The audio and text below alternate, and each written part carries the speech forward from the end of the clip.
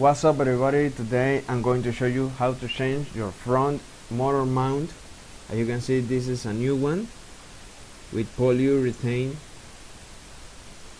and the old one is right here. You can see it from here.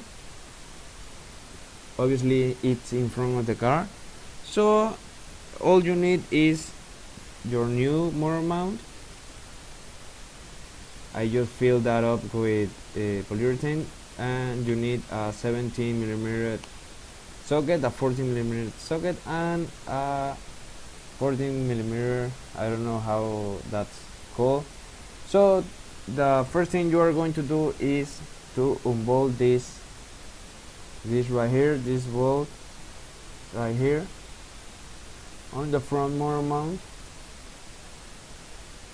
As you can see, it has a square in the front, so you know that's the front of the car.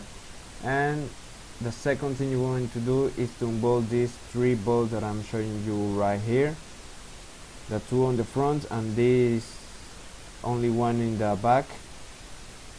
And after you unbolt all of this, you are going to have this piece like this, and here is your motor mount. The only thing you need to do is to take out these 2 bolts, one here and the other here, and that's it. You can change your front motor mount. You can see, as you can see, I'm gonna show you right here the new one and the old one. Right here, here's the new one, here's the old one. As you can see, this is broken right here, and this is more solid because have the polyurethane in there. So you need to take your new motor mount and put it right here, and just put those 2 bolts.